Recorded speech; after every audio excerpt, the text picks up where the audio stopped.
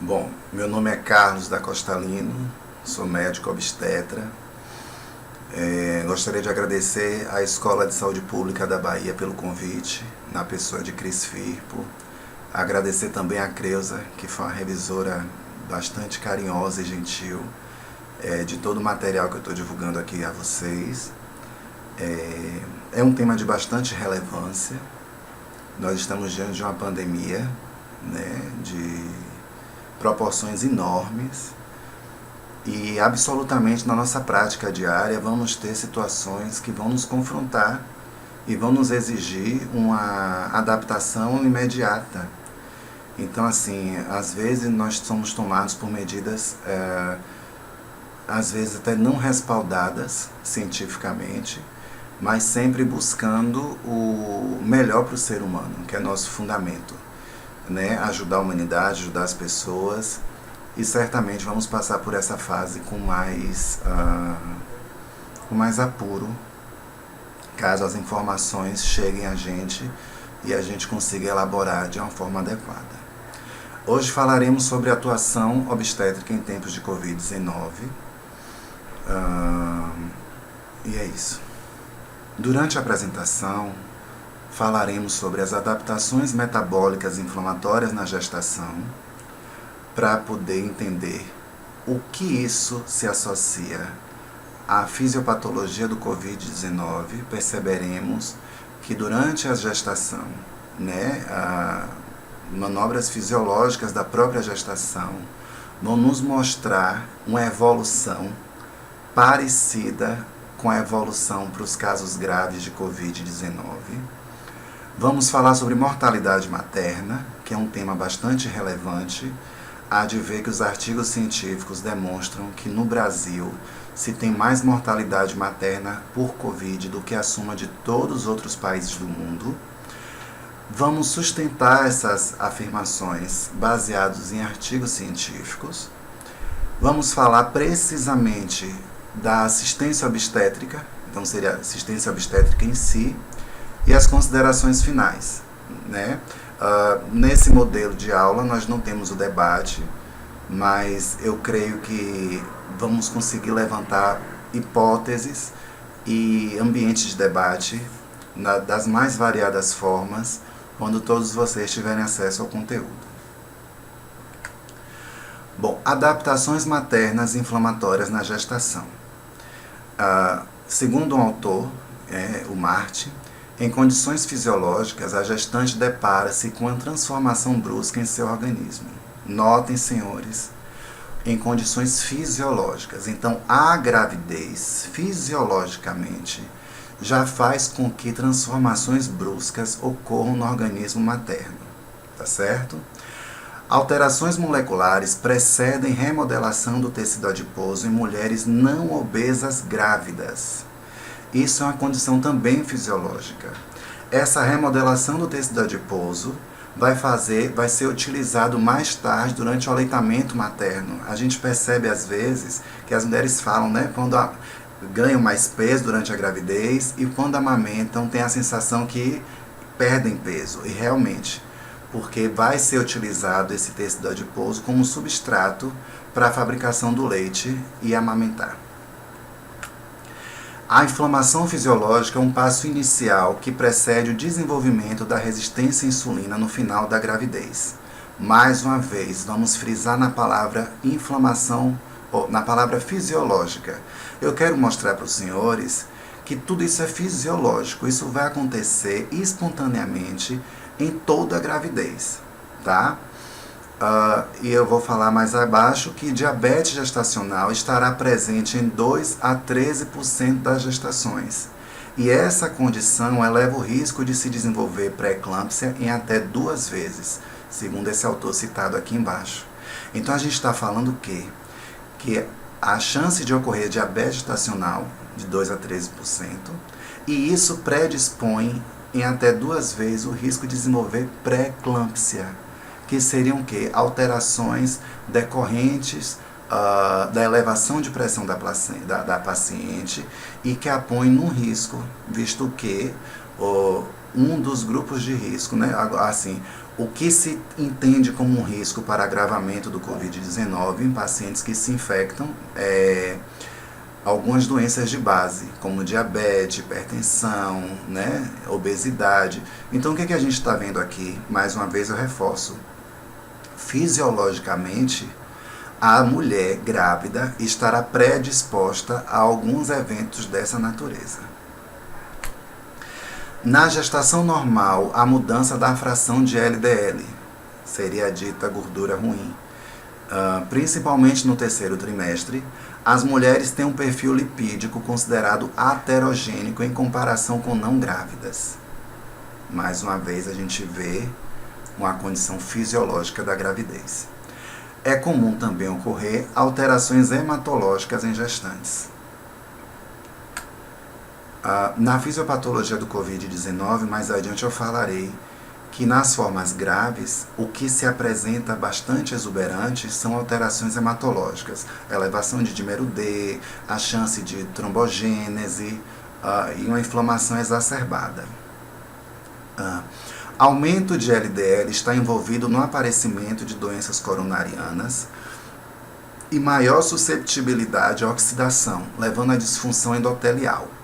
Afirmam ainda que os níveis de HDL caem durante a gestação.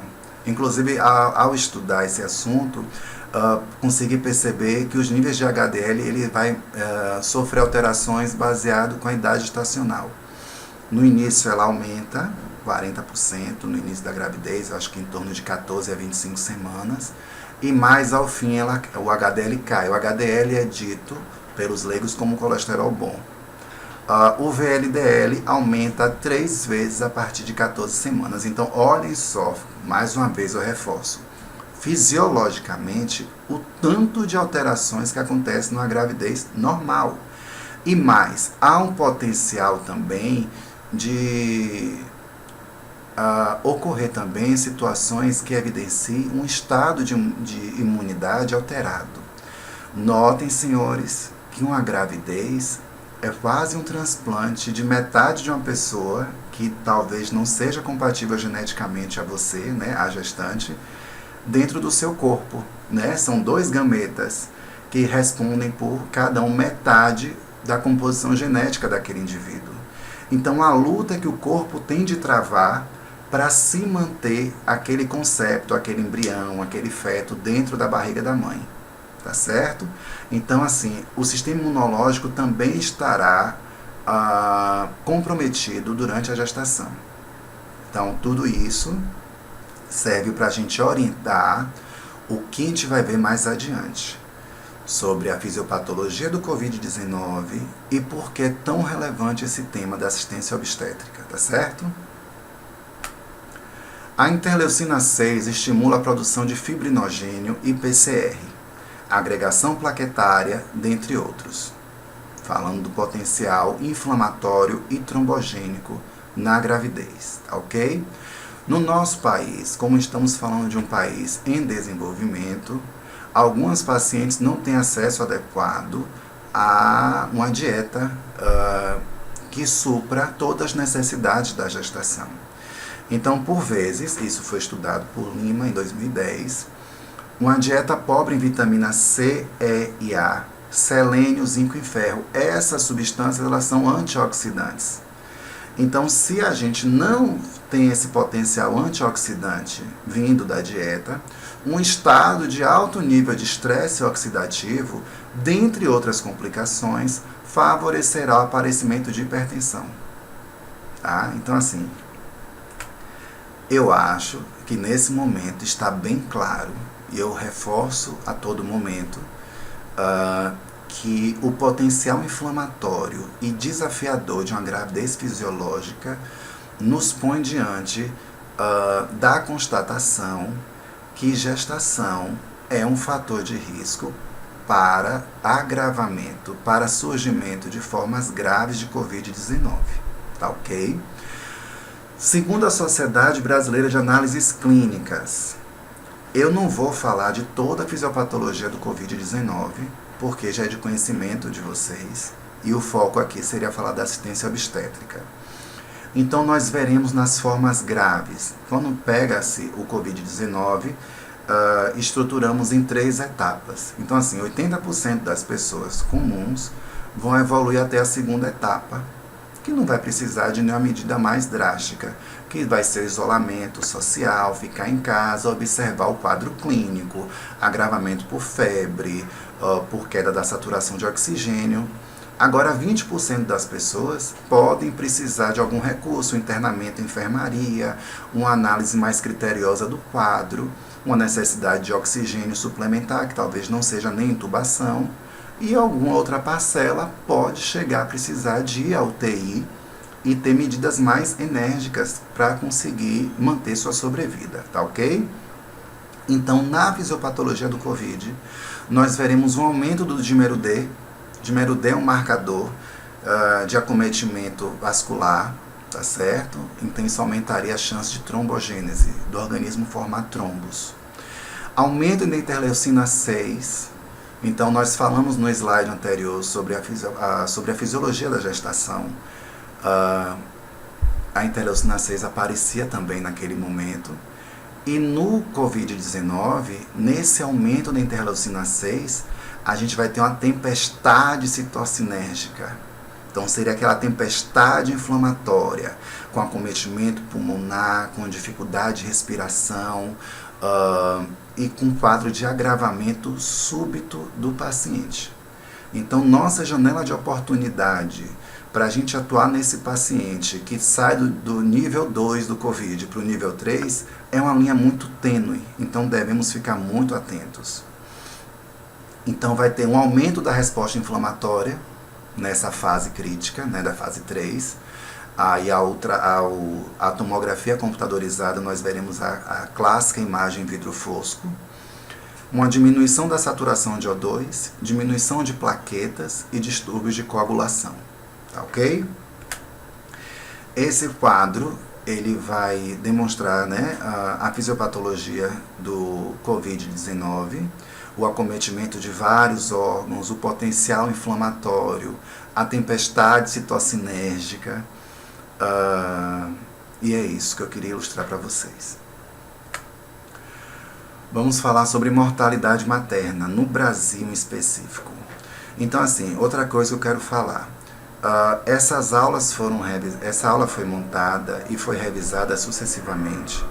Mas, assim, o que eu bati o martelo mesmo foi foi dia 18 de julho de 2020. E aí depois eu fiz pequenos ajustes. Então, assim, por torno de 18 de julho de 2020, já tínhamos dado desse artigo científico feito por pesquisadoras, na maioria mulheres, eu acho que tinha um pesquisador brasileiro,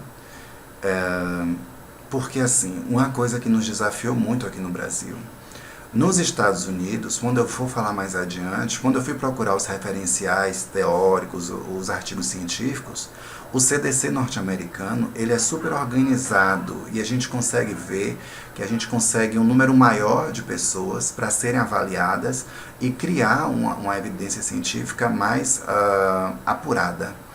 No Brasil, as pesquisadoras tiveram de fazer busca ativa porque os dados não estavam explícitos nos portais do Ministério da Saúde, né? Nós estamos vendo o que acontece hoje em dia politicamente no país, em que o nosso poder executivo maior, né, nossa gestão central em Brasília, não disponibiliza de forma confiável os dados e isso acaba atrapalhando as estratégias, porque a epidemiologia é a etapa inicial para se traçar estratégias, né? Se testar em massa, ver os indicadores, organizar os números e traçar as estratégias. Então essas pesquisadoras fizeram busca ativa pela internet, por relatos da imprensa, mais uma vez um agradecimento à livre imprensa, essa liberdade de expressão e esse poder documentar a realidade de uma forma espontânea e livre, nos ajuda nesse momento para esclarecer que foram vistas 978 mulheres no ciclo gravídico puerperal com diagnóstico de síndrome respiratória aguda por Covid-19. Desses casos, 124 evoluíram para óbito. Então, nós tivemos uma mortalidade de 12,7%. 12,7% é quase 1 a cada 8 gestantes brasileiras que contraem Covid-19 evoluem a óbito. Então, senhores, todos vocês da assistência obstétrica, ao passar as enfermarias, ao manejo com as pacientes internadas, reforcem o uso das máscaras. Veremos mais adiante que o tratamento ainda não sabemos ao certo.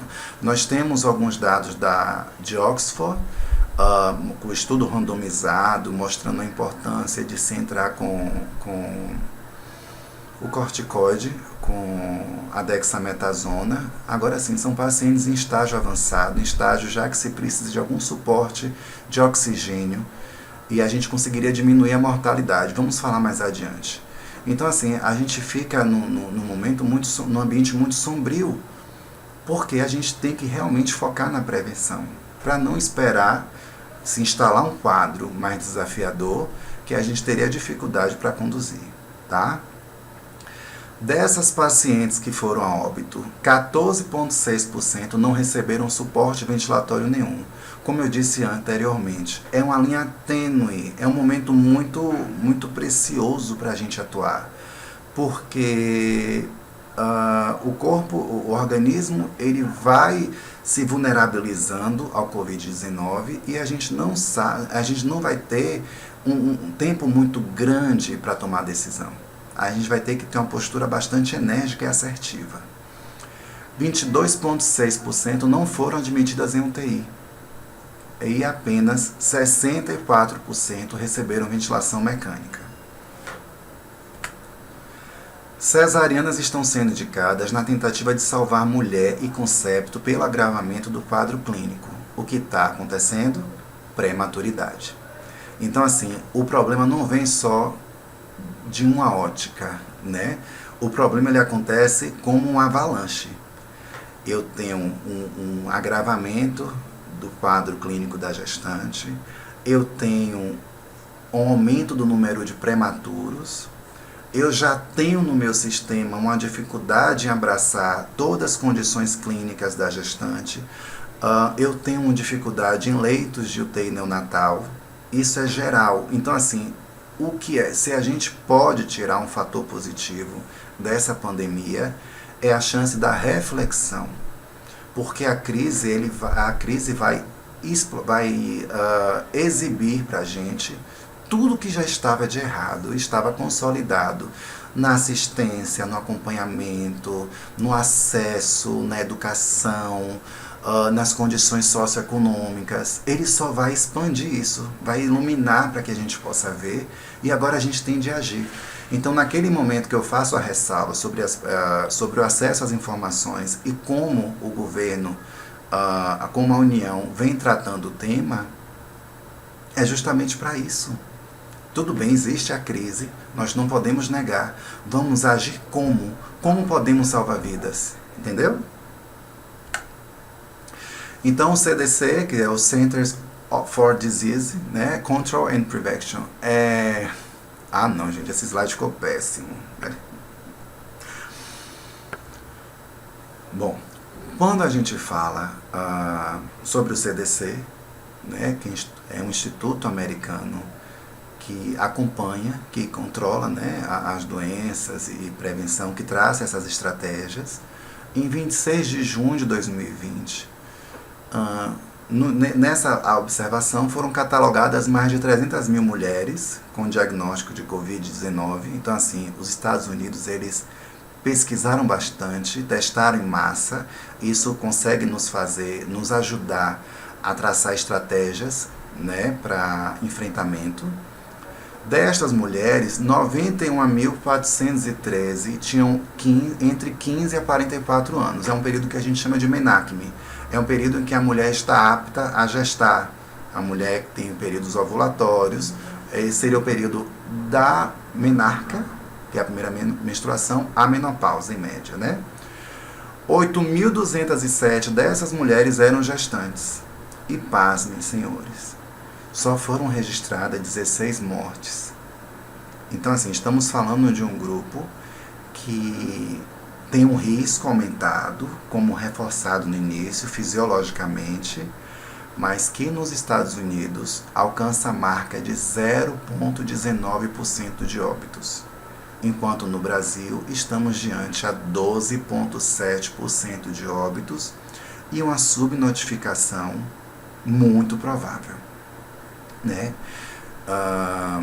O estudo sugere então que gestantes têm maior susceptibilidade a complicações, né? Tem maior chance de internamento, de ir à UTI e ou a ventilação mecânica, mas não de morte, o que não é a nossa realidade aqui no Brasil. Eu coloquei esse slide para mostrar como é bem fácil o acesso à informação no CDC. Você abre a internet, logicamente no início a primeira folha, a primeira aba vai ser toda em inglês, porque se fala em Estados Unidos, mas logo que você tenta refinar a busca, você pode buscar em português e se deparar com vários achados, com análises, com artigos científicos, com estratégias de combate à epidemia, coisas que a gente não está vendo aqui a União fazer, tá? A Suécia foi um país que adotou como medida o não isolamento social. Portanto, eles conseguem ter uma casuística bastante exuberante de casos de infecção, de internamento e de disseminação do Covid-19. E, aliado a isso, eles têm um apuro científico também, né? Então, em 2 artigos científicos disponíveis, o governo sueco, a Suécia, demonstrou que o risco de internação por Covid-19 entre grávidas, na verdade fez um comparativo entre o risco de internação por Covid-19 entre grávidas e não grávidas. Então seria o quê? De 14,4 a 2,5. Ou seja, as pacientes grávidas têm cerca de 6 vezes mais chances de serem internadas do que as não grávidas. Quando se avaliou o risco de precisar de ventilação mecânica, nós comparamos de 7,4 entre grávidas a 1,8 a cada 100 mil não grávidas, né? Então, 1 a cada 4 mulheres grávidas... Ai, meu Deus do céu, peraí, que eu me embolei toda aqui agora. Eu vou voltar esse slide, acho que ficou muito confuso. Tá, não grávida, ok. Um estudo sueco, em 9 de maio, na verdade foram 2 estudos que foram disponibilizados nas redes, né, no ambiente científico, compara o risco de internação por Covid-19 entre mulheres grávidas e não grávidas. Então, o que a gente percebe? Ao avaliar esses 2 grupos, as pacientes grávidas tinham cerca de 6 vezes mais chance de serem internadas do que as não grávidas. Quando avaliado o risco em se precisar de ventilação mecânica, foi percebido que cerca de 1 em cada 4... Ai, tá errado. Vamos voltar esse slide aqui, porque são 2 dados para eu ver. Bom, em 2 estudos suecos, né, que foram disponibilizados no ambiente científico, em 9 de maio desse ano, foi comparado o risco de internação por Covid-19 entre mulheres grávidas e não grávidas. Notem que a Suécia adotou uma postura de não fazer isolamento social, então teve um número bastante exuberante de taxa de disseminação por Covid-19, e eles têm um apuro científico bastante relevante, o que nos dá números realmente gratificantes de análise, né? Não quer dizer que teriam desfechos positivos. Eu não consigo aqui visualizar a taxa de mortalidade na Suécia, mas certamente deve ter sido um número bastante desafiador. Então, quando se compara mulheres grávidas e não grávidas, há uma chance de 6 vezes mais de internação entre as grávidas. Quando se compara sobre a necessidade de ventilação mecânica, as grávidas respondem por 4 vezes mais chance de precisar de ventilação mecânica. Então, isso reforça nossa hipótese que a gestação predispõe a uma atenção mais vigorosa sob a ótica do Covid-19, tá ok? Em Nova York, em 26 de abril de 2020, foi estudado, né? Na verdade, se analisou 161 gestantes que adentraram o serviço de saúde, elas foram testadas. Então, dessas 161, 32 testaram positivo para a Covid-19. Isso responderia por 1/5 das pacientes. Desse 1/5, apenas 1/3 apresentava sintoma. Então, nós tínhamos nesse quadro muito mais paciente positiva que era assintomática do que sintomática. Mais uma vez, reforçar a prevenção e o isolamento social. Bom, eu coloquei esse slide como tratamento para a gente chamar bastante atenção. Não se tem tratamento nas formas leves, né? Na verdade, nós não temos um tratamento estabelecido, um protocolo implantado para o Covid-19 em si, mas nós temos fortes evidências por um estudo de Oxford, um estudo randomizado, então que me dá bastante confiança, que a dexametasona em 6 mg endovenosa ao dia durante 10 dias, nos casos graves, então em pacientes que já necessitem de um suporte de O2, ou entubado, ou um catéter de O2, vai diminuir a chance de mortalidade. Em 1/3, nos casos de apenas algum suporte de O2, e de 1/5 nos casos dos pacientes que necessitem de ventilação mecânica, tá ok? Outra recomendação que quando se chega ao exame, os testes de sangue, a elevação do dímero D acima de 3.000 é indicação de heparinização plena do paciente, tá? As grávidas com saturação de O2 menor de 90, que 90 devem intubar. Em condições normais se intuba com outros critérios. Então assim, saturação em torno de 90, dá-se um suporte de O2, espera que se mantenha em 93 e observa. Isso internada, tá? Enfermaria. Isso seria um paciente comum Covid-19. Com a gravidez, como tem como é um grupo de risco e tem chance de piorar muito, a gente não espera muito tempo para intubar, muito critério para intubar. Devemos intubar já com saturação que seja menor de 90, tá ok? Então a saturação boa para a gestante é algo em torno de 95% ou mais. Então esse é nosso maior desafio, tá? A cloroquina é categoria D pela diretriz australiana e o FDA, que é norte-americano, nem recomenda. Mais adiante, quando eu tinha montado essa aula, eu tinha parado por aí, né? Eu tinha também relatado dessa evidência de teratogenia in vitro em animais da cloroquina. E aí mais adiante eu atualizei os dados com esse artigo científico, estudo randomizado, que me dá bastante segurança e confiabilidade, demonstrando que o uso da cloroquina, independente da gravidez, na gravidez a gente usaria cloroquina em casos especiais, paciente lúpica, bastante monitorado no pré-natal de alto risco, nunca indicado para uso no Covid-19, e em pacientes comuns, né, pacientes não grávidos, né, não teve melhora da taxa de mortalidade, como se havia dizendo anteriormente, que se utilizasse a cloroquina em etapas iniciais melhoraria o desfecho, não foi evidenciado nada. Então, mais uma vez eu reforço, o intuito disso aqui é uma explanação, um esclarecimento. Então eu vou reforçar alguns pontos que sejam bastante importantes. Cloroquina de forma alguma, tá ok? Jamais utilizar para tratamento de fase inicial por Covid-19, tá ok? Chegamos aqui nessa etapa para falarmos sobre assistência obstétrica em si.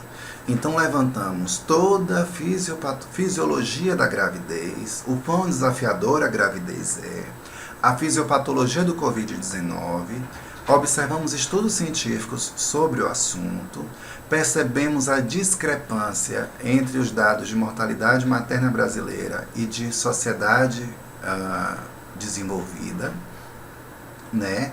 O que nos desafia, uma assistência obstétrica adequada, acesso aos veículos, né, de saúde, a educação, a higiene, a cultura, né? Todos esses indicadores estão bastante tornam o quadro do agravamento da pandemia um assunto bastante relevante e nos pede uma mudança de postura quanto à elaboração de políticas públicas para salvaguardar a vida dos nossos cidadãos brasileiros, ok? Quanto à assistência obstétrica, é recomendável a gestante utilizar máscara e a equipe de assistência esteja toda paramentada no momento de parto. Então, assim, durante os puxos do trabalho de parto, a paciente ela grita muito, ela sente dor, é um ambiente que ela está, o foco todo é no parto. Então é interessante que a equipe esteja toda paramentada, porque como a gente viu anteriormente, a gente não sabe dos pacientes que são oligossintomáticos ou assintomáticos que já são positivos do Covid e que teriam a chance de transmitir por gotículas ou pelo não uso de máscara a toda a equipe e ao ambiente em que ela esteja inserida, tá certo? Então manter a higiene adequada é mandatório. A ligadura tardia do cordão mantém-se, as estratégias de humanização, né? Tudo que a gente preconiza sobre humanização do parto, lógico que cabe à equipe obstétrica observar as variáveis e ter atitudes coerentes. Saiu um artigo científico há pouco tempo evidenciando lesões placentárias em pacientes com quadro leve a moderado de Covid-19, o que evidencia provavelmente, muito possivelmente, a chance de transmissão vertical pela via transplacentária, né? Então, assim, como eu falei anteriormente, as coisas vão mudar muito. Até a edição dessa aula e a divulgação de todo esse conteúdo, nós podemos nos deparar com algumas alterações nas recomendações também, tá certo? Essas recomendações de assistência obstétrica, nós temos de ver com olhos criteriosos, tá certo? Para que a gente nem perca nossos avanços quanto à humanização, mas que também não percamos a possibilidade de diminuir a chance de transmissão do Covid-19, tá ok? A amamentação ela continua recomendada, né? O aleitamento materno é uma atitude que salva vidas. E do mais, pelo leite materno passa-se a IgA secretória, né, que são imunoglobulinas que vão ajudar o sistema imune do recém-nascido. Então, contanto que seja feita com a forma higiênica e o uso de máscara, a mãe paramentada, o RN não usa, está super recomendada, tá certo? A OMS, então, recomenda ainda um número mínimo de pessoas na cena do parto, de preferência um mesmo acompanhante e que seja triado, sem trocas, sem sintomas gripais e sem fatores de risco. Então, nesse momento, como eu falei, como é tudo muito novo para a gente, nosso maior fundamento é salvar vidas.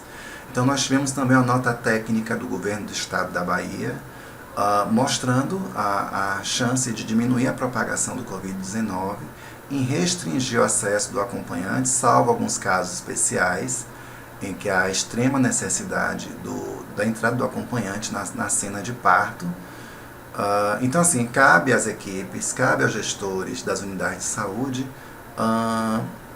estudar e se orientar e escolher a melhor estratégia, porque, assim, nesse momento está permitido que a gente elabore de forma na verdade, assim, elaborar contando os aspectos da nossa realidade na assistência, o que a gente pode adaptar, o que já está adaptado, a fim de diminuir a chance de transmissão. Então, esse julgamento tem de ser bastante criterioso e é bastante desafiador também. Há achados do vírus em secreção vaginal, fezes, urina e sangue de pacientes. Difícil falar em transmissão vertical transplacentária, mas sabe-se de lesões por Covid-19. Esse tópico eu coloquei antes da saída desse artigo científico, mostrando as lesões mais exuberantes e a transmissão vertical transplacentária. Então, como eu falei, esse tema a gente vai ter que falar muito ainda. Então, a FEBRASGO, a Federação Brasileira de Ginecologia e Obstetrícia na revista Fêmea, a edição 6, né, do ano 2020, saiu agora há pouco tempo. Inclusive eu coloquei no finalzinho isso aqui, né? Eu não tinha esses dados quando eu comecei a elaborar a aula, e aí atualizaria até a hora da edição, porque realmente todo dia saem artigos científicos, é um tema bastante estudado, é o Covid-19 na realidade. Então a Febrasgo recomenda, fez algumas recomendações, né? Quanto ao local de parto, nenhum estudo recomenda que um ambiente não hospitalar seja mais seguro, tá certo?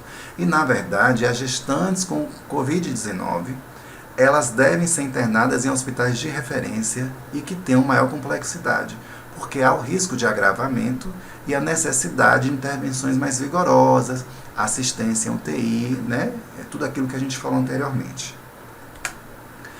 Sobre o acompanhante, a Febrasgo recomenda que o mesmo acompanhante fique com a paciente durante todo o internamento, que tem idade entre 18 a 59 anos, né, visto que idades mais avançadas corresponderiam ao grupo de risco, sem sintomas gripais, nem contato com pessoas com sintomas gripais nos últimos 14 dias, que resida no mesmo domicílio da parturiente e não possua doenças crônicas.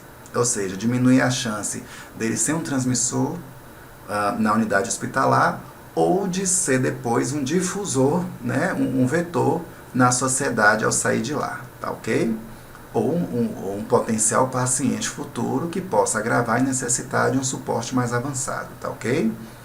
O acompanhante sempre com máscara, de preferência cirúrgica, aí vai vir as nossas dificuldades estruturais, em que toda unidade de saúde possa ter máscara cirúrgica disponível a todos, e orientado quanto à higiene fundamental.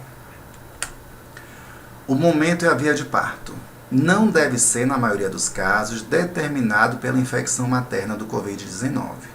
Então, nós vamos considerar o estado geral da paciente, a idade gestacional e a vitalidade fetal. Então, quando se puder, fazer uma cardiotocografia, avaliar os sinais e sintomas da paciente, a chance de agravamento, a estrutura que nós temos, o momento ideal para interrupção, o suporte, né, como eu falei, a retaguarda de UTI materna, UTI neonatal, tudo isso vai definir nossa tomada de decisão, tá ok?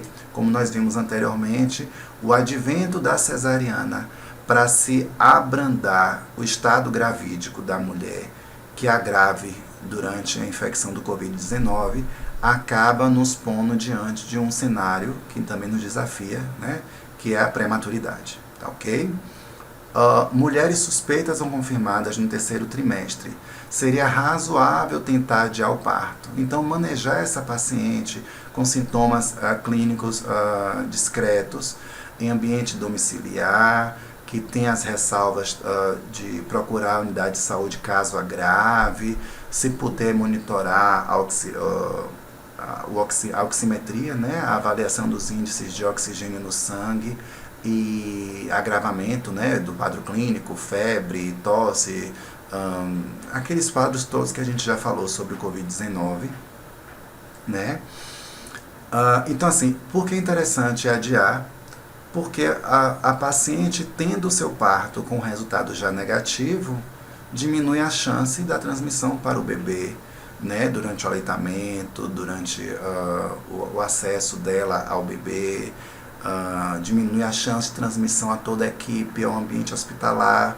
Então é isso, a gente tem que avaliar os casos com bastante critério e amor, né, e cuidado.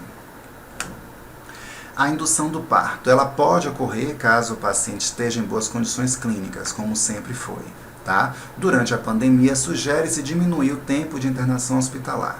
Então, qual é a sugestão? Associar um método mecânico e ocitocina em pacientes pré-cesariadas, que seria o método de Krause. Eu coloquei até a foto. Então, a gente vai pegar uma sonda de vesical, tá? Interessante que seja um CAF maior, um CAF 30, e a gente injete 80 ml de substância fisiológica. É um método bem antigo, né? E ao passar pelo colo e injetar a substância, faremos depois uma tração, porque seria, na verdade, uma indução mecânica para tentativa de parto normal, tá? Como o pré-cesariana está completamente abolido a chance de misoprostol, as pré-cesariadas podem sim utilizar o método mecânico e a ocitocina venosa, tá? E aí a unidade de saúde tem seus próprios protocolos, geralmente, né, iniciamos com 14 a 28 ml hora e vamos reavaliando a paciente, tentando, né, 3 contrações efetivas a cada 10 minutos e um trabalho de parto efetivo, tá ok? A monitorização. Então, a vigilância rigorosa, porque às vezes as alterações na ausculta do batimento do bebê ou na castocografia já serão um indicador precoce da piora da condição respiratória materna. Tá ok? Então, a paciente monitorada, a saturação dela, a vitalidade do bebê, para a gente diminuir a chance de um desfecho negativo. Tá ok? Analgesia e anestesia de parto. Então, não existe evidência para não recomendação, tá? Só se evitar anestesia geral devido aos aerossóis que a gente vai acabar produzindo e o aumento do risco de contaminação da equipe. A anestesia geral, ela fica completamente entubada e completamente dormindo, né? Então, assim, precisa de uma ventilação que acaba podendo aumentar a chance de contaminação. Gente, eu vou refazer esse texto. Bom, quanto à monitorização, né, dessa paciente durante o trabalho de parto, deixa eu beber água.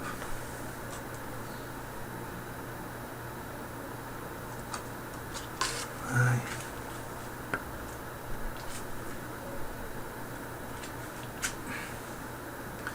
Quanto à monitorização dessa paciente trabalho de parto, é importante que haja uma vigilância bastante rigorosa da vitalidade do bebê. Na verdade é o seguinte, as alterações da frequência cardíaca fetal já seriam indicadores precoces da piora da condição respiratória materna, tá ok? Então essa monitorização é importante. E também monitorizar o bem-estar da mãe, né? A oximetria de pulso, aquilo tudo que a gente já falou anteriormente. Analgesia e anestesia de parto. A analgesia não mostra evidência de não recomendação. Então a analgesia, inclusive, ajuda muito a adesão da paciente ao trabalho de parto, né? A condução do parto normal, tá ok? Agora deve-se evitar anestesia geral devido aos aerossóis e o aumento do risco de contaminação da equipe, tá? Métodos não farmacológicos de alívio da dor podem ser ofertados, mas com cuidado para que não sejam compartilhados com outras pacientes. Então, tudo que for utilizado, a bola suíça, o cavalinho, depois do uso da paciente, para utilizar com outra, uma asepsia vigorosa, para que a gente não acabe transmitindo para outras pacientes, tá certo? Em trabalho de parto. O chuveiro continua recomendado, porém o parto na água não. Como nós vimos anteriormente, já se percebeu partículas, né, virais, cópias virais em sangue, em fluidos corporais, em vagina, em fezes, urina. Então não tem indicação mais do parto na água, tá? Não tem recomendação. E o pele a pele não é recomendável em pacientes sabidamente Covid-19, tá? E as não sabidamente, contanto que tenham higiene adequada, ele está estimulado, tá certo? Medicações na gestação. Então, tocolítico para paciente Covid-19 positivo, tocolítico de escolha seria o nifedipino. O AS profilático pode ser utilizada devido à redução do risco de eclâmpsia e a sua elevada prevalência entre as nossas gestantes, como a gente viu, né?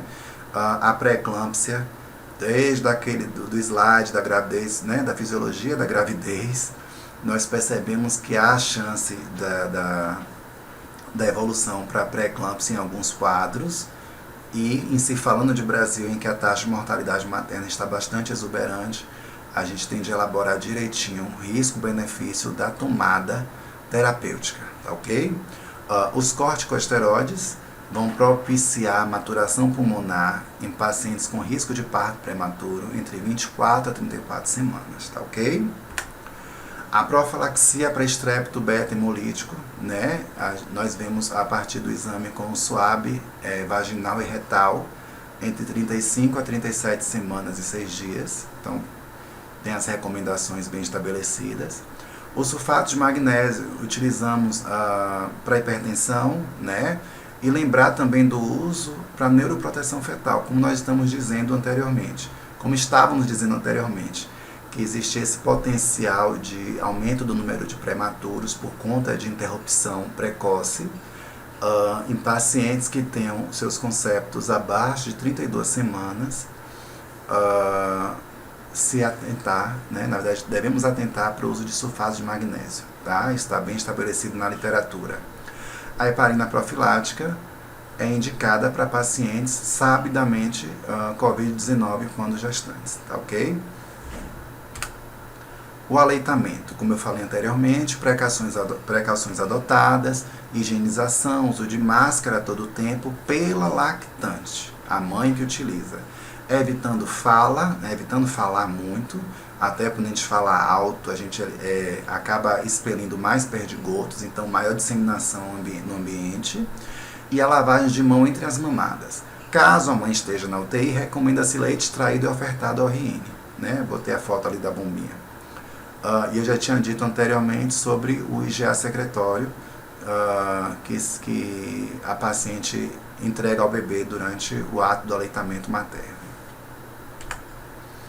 Então, alojamento conjunto, mães com síndrome respiratória ou COVID-19 positivo, leitos isolados e a 2 metros de distância do berço, o tempo todo com máscara cirúrgica, que deve ser trocada a cada 2 horas e sempre que umedecer, ok? Lavar as mãos com frequência e sempre antes de trocar o RN, tá? Não gerar aerossóis, auto-hospitalar o mais precoce possível, respeitando as condições clínicas do binômio, podendo ser de 24 horas para parto normal e de 48 horas para cesariana, tá ok? Quanto a isso, vai o julgamento técnico de quem conduz a assistência obstétrica, né? Então, o obstetra de plantão, responsável pela enfermaria, avaliará caso a caso, mas sempre trazendo essa ponderação de tentar diminuir a chance de hospitalização para favorecer o isolamento social e diminuir a chance de ou de se infectar ou de disseminar, tá ok? Quando se fala em abortamento, é um assunto que nós devemos falar, né? Não conseguiria deixar de passar sobre esse tema. Quando falamos sobre mortalidade materna, quatro situações vão demonstrar, peraí, gente, vamos parar aqui, esse assunto é bem polêmico. Bom, quanto ao aborto, é um assunto que nós não podemos desmerecer nessa explanação. Quando se fala em mortalidade materna, se fala em pacientes com hipertensão, com infecção puerperal e hemorragia puerperal. Abortamento seria o 4º índice analisado nas estatísticas de mortalidade materna. No Brasil, nós temos em torno de 60 a 70 mortes maternas a cada 100 mil grávidas por ano. Isso é um número bastante alto. Quando se compara, por exemplo, com a Holanda...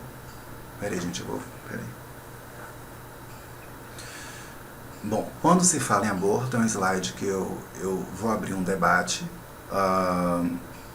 Abortamento está relacionado à mortalidade materna. No nosso país é uma manobra ainda clandestina, ilegal.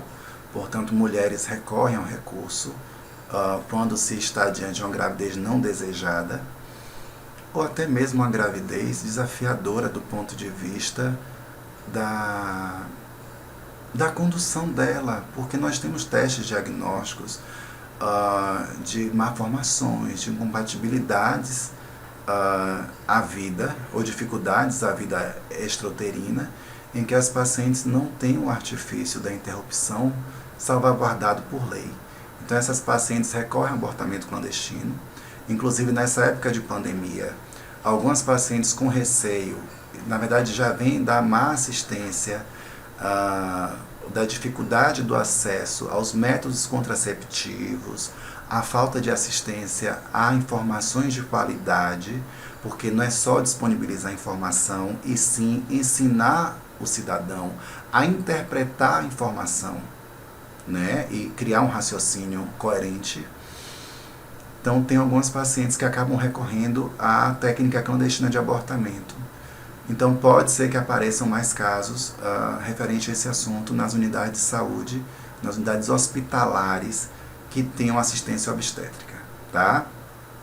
Então, quando falamos em mortalidade materna, falamos de pacientes com chance de agravamento por hipertensão, por hemorragia pós-parto ou por infecção pós-parto.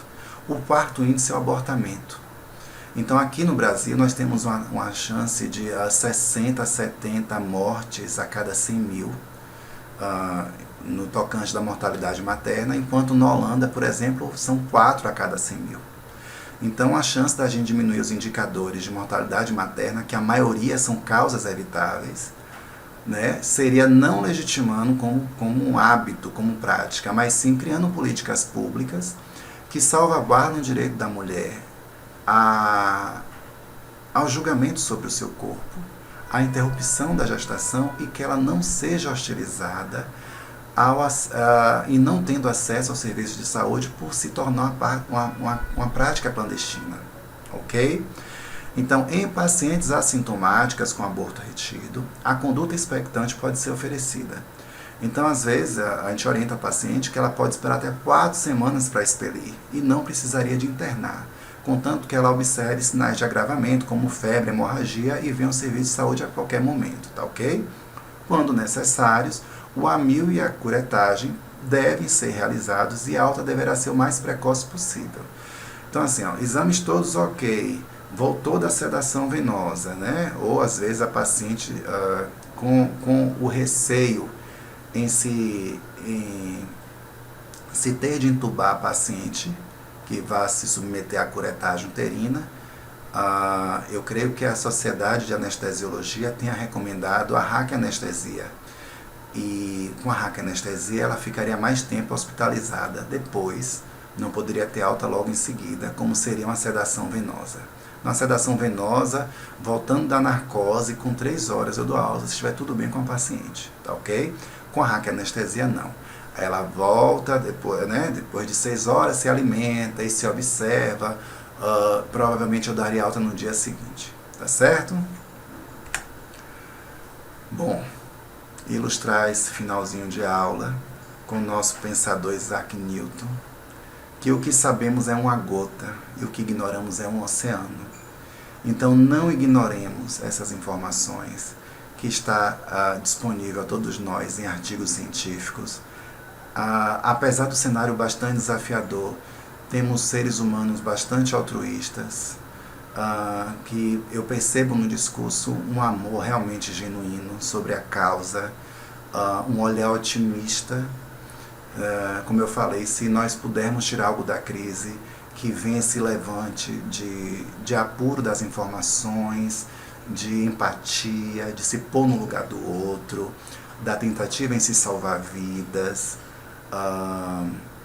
Outros cenários já foram bastante desafiadores, nós conseguimos contextualizar, sobreviver, né? Teve uma epidemia em Londres por volta de 1600, entre 1600 a 1700, uma peste, né? E durou um ano e as pessoas ficavam trancadas em casa, né? Quem tinha sintomas clínicos, e tinha uma marca na porta da casa para ficar isolada, trancada, e recebia comida, sabe, distante, aquela coisa toda. E essa epidemia durou um ano, dizimou 1/4 da população de Londres. Na peste negra, a peste negra na Idade Média durou cerca de 200 anos. Então, assim, com o empirismo da época, que se notou que o distanciamento social era importante para evitar a chance de disseminação. Hoje nós temos a ciência bastante apurada, nós temos meios de informação, as notícias chegam a gente, os livros não estão trancados nas igrejas medievais, tá certo? Então vamos estudar, vamos apurar, vamos diminuir a chance de disseminar o pânico, tá certo? E vamos passar por essa etapa. Muito obrigado a todos, espero ter ajudado vocês. Eu fui muito feliz aqui hoje. Espero que vocês também sejam felizes.